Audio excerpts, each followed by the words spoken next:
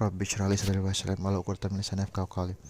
A'udzubillahi minasyaitonir rajim. Bismillahirrahmanirrahim. Ada pertanyaan, kami ingin sekali mengetahui apa saja pantangan-pantangan dalam berihram. Jawaban, pantangan-pantangan berihram ada hal-hal yang tidak boleh dilakukan disebabkan ihram atau hal-hal yang haram dilakukan disebabkan oleh berihram, yaitu terdiri dari dua macam. Pertama, pantangan-pantangan di saat berihram dan tidak berihram, yaitu yang disyaratkan dalam firman Allah Subhanahu wa taala. Barang siapa yang menetapkan niatnya dalam bulan itu akan mengerjakan haji, maka tidak boleh rofats, berbuat fasik dan berbantah-bantahan dalam masa mengerjakan haji. Quran Surah Al-Baqarah ayat 197. Kata fusuk, kefasikan, pada ayat tersebut adalah umum, mencakup kefasikan saat ihram maupun di luar ihram. Kedua, adalah pantangan khusus yang disebabkan oleh ihram, yaitu apabila seorang dalam keadaan ihram, maka ia tidak boleh melakukan pantangan-pantangan tersebut. Namun jika ihram selesai, ia boleh melakukannya.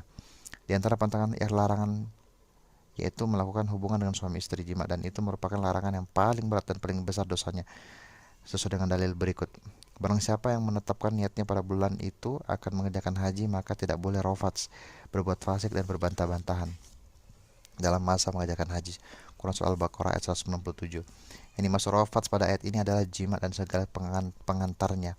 Apabila seseorang melakukan persetubuhan sebelum melakukan tahallul awal di waktu berhaji, maka mengakibatkan 5 perkara, yaitu: pertama, ia berdosa; kedua, seluruh rangkaian ibadah hajinya batal; ketiga, meneruskan ibadah haji yang sedang ia lakukan wajib meneruskan ibadah haji yang sedang ia lakukan; yang keempat, wajib membayar fidyah, yaitu menyembelih seekor unta atau membagikan dagingnya kepada fakir miskin; kelima, wajib mengqadha, melakukan haji kembali pada tahun berikutnya. Itulah beberapa akibat buruk yang harus dihindari oleh setiap orang yang beriman dalam melakukan ibadah haji dan harus dijauhi.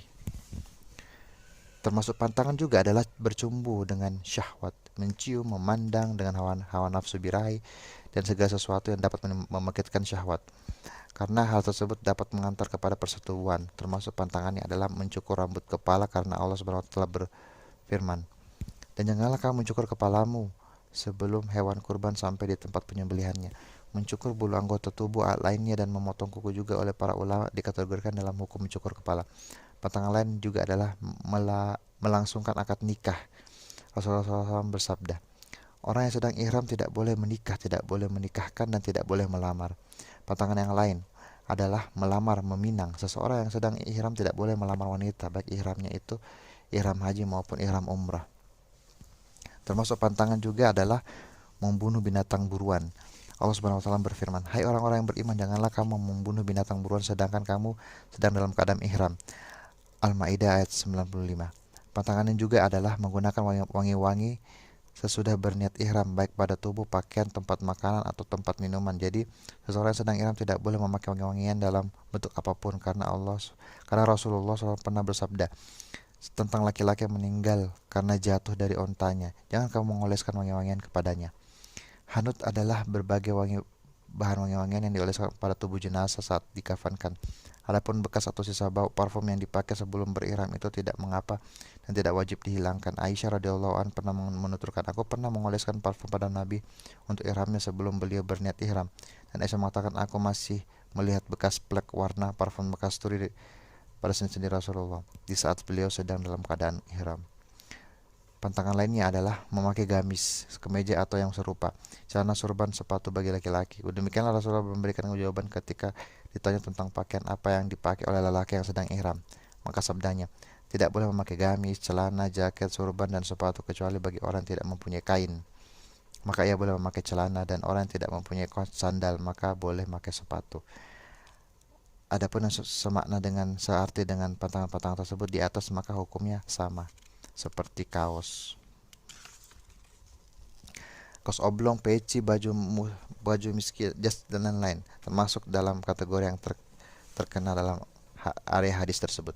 Adapun jam tangan, cincin, alat bantu dengar, kacamata, ikat pinggang yang mempunyai kantong, tempat penyimpanan uang, dan sebagainya tidak termasuk dalam kategori pantangan, baik secara nash ataupun substansi, maka barang-barang tersebut boleh dipakai oleh orang yang sedang ihram. Perlu diketahui bahwa banyak orang awam yang salah memahami perkataan para ulama. Orang yang berihram tidak boleh memakai pakaian yang berjahit. Maka memahami bahwa yang dimaksud pakaian yang berjahit adalah setiap kain yang mempunyai jahitan. Maka dari itu banyak mereka yang menanyakan tentang hukum memakai ikat pinggang yang berjahit. Biasanya berwarna hijau, kain ihram yang bertambal jahitan hitam, sandal yang ada jahitannya dan ada yang lain pula dan serupa, dengan anggapan bahwa yang dimaksud oleh para ulama tentang pakaian berjahit adalah pakaian yang sedang mempunyai jahitan. Padahal maksud para ulama bukan demikian. Maksud mereka adalah memakai pakaian yang menyelubungi tubuh sebagaimana pakaian kita sehari-hari. Perhatikanlah saudara-saudara dalam arti berikut: jangan memakai kemeja, celana, dan seterusnya. Jadi kalau seseorang berihram berselimutkan gamisnya tanpa mengenakannya, maka tidak mengapa baginya. Dan kalau ia menjadikan gamisnya sebagai sarung ihramnya dan ia lipatkan pada anggota badan antara pusar dan lututnya, juga tidak mengapa, karena yang demikian itu tidak dianggap memakai gamis. Termasuk pantangan dalam berihram juga adalah menutup kepala bagi laki-laki, yaitu tutup kepala yang menempel seperti peci, sorban, dan seterusnya. Adapun bernaung di bawah payung atau di bawah atap kendaraan atau pakaian yang dijadikan payung di atas kepala, maka boleh-boleh saja.